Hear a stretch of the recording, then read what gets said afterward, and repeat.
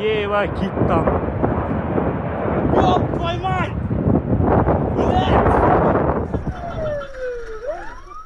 সাম্প্রতিক সময়ে মাত্র এক সপ্তাহের ব্যবধানে বিশ্বে 5টি বিমান দুর্ঘটনা আকাশপথের নিরাপত্তা নিয়ে শঙ্কা তৈরি করেছে।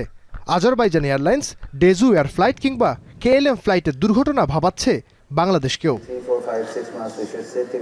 এমন প্রেক্ষাপটে বিমান চলাচলে সুরক্ষা নিশ্চিতে বেসামরিক বিমান চলাচল কর্তৃপক্ষ বুধবার অংশীজনদের নিয়ে আলোচনায় বসে। সেখানে উঠে আসে শাহজালাল আন্তর্জাতিক বিমানবন্দরের নিরাপত্তার বিষয়। বিভিন্ন এয়ারলাইন্স থেকে বলা হয়, রানওয়ে এলাকায় অবাধে পাখির বিচরণ রোধ ও আইএলএস ক্যাটাগরির মান উন্নীত করা না হলে যাত্রী নিরাপত্তা বিঘ্নিত হতে পারে। আমাদের সব এয়ারফিল্ডে স্পেশালি ঢাকা এবং আমি সিলেট নিয়েও কথা বলেছি।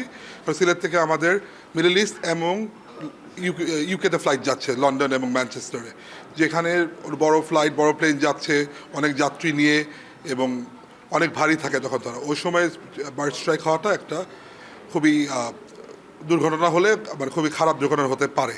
তো ওটার জন্যই আমরা সিভিল এভিয়েশনকে জানিয়েছি, ওনারাও জানেন এবং ওনারাও কাজ করছেন, এমন না যে কাজ হচ্ছে না।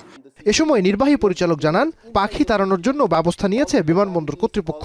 তিনি বলেন, বিমানবন্দরের 5টি স্থানে বার্ড মনিটরিং সিস্টেম বসিয়ে পাখির অবস্থান নিয়মিত পর্যবেক্ষণ করা হচ্ছে। প্রয়োজনে বার্ড শুটিংও চলছে। So we cannot negate all the birds coming to the airport. We are trying to reduce as much as possible with the engaging with the government, subsequently whatever we are going to take. এবং এয়ারপোর্টের মধ্যে আমরা এই 5টা মেজারের মাধ্যমে যে আমরা bird control monitoring system যেটাকে আমরা ডেটার করার চেষ্টা করি, last resort is that reactive approach. We have the active bird shooters. Every day from dawn till dusk, we have the active bird shooters, which is again, we do not want to kill the birds, but at times for জানমালের ক্ষতি যাতে না হয় সেজন্য আমাদের bird শুটারও কাজ করে। আর বেসামরিক বিমান চলাচল কর্তৃপক্ষের চেয়ারম্যান বলেন, আইএলএস ক্যাটাগরি 2-তে উন্নীত করতে সব ধরনের কাজ শেষ হয়েছে। এখন শুধু ইন্সপেকশন ফ্লাইটটি হলে ঘোষণা আসবে ক্যাটাগরি 2 এর। তাতে কম ভিজিবিলিটিতেও উড়োজাহাজের অবতরণে কোনো সমস্যা হবে না। সমস্ত কাজ প্রসিজার লাইট লাগানো থেকে শুরু করে যত মেকানিক্যাল কাজ আছে সবগুলো আমরা কমপ্লিট করে ফেলেছি। প্রসিজারাল কাজ আমরা কমপ্লিট করে ফেলেছি। আমরা যেটা আছে সেটা হলো আমরা একটা এয়ারক্রাফট আসে, যে এয়ারক্রাফটটাকে একটা সার্ভে করে আমাদেরকে অ্যাসেসমেন্ট করে, সেই এয়ারক্রাফটের জন্য আমরা আসলে ওয়েট করছি।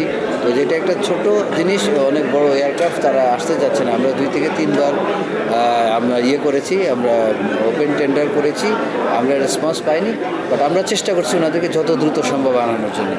এ সময় সম্প্রতি মর্মান্তিক বিমান দুর্ঘটনাগুলোতে নিহতদের প্রতি গভীর সমবেদনা জানান বক্তারা। On the onset, I would like to extend my deepest condolences to the families and loved ones of those who perished or were injured in the recent tragic accidents. Naim আবির, এখন, ঢাকা।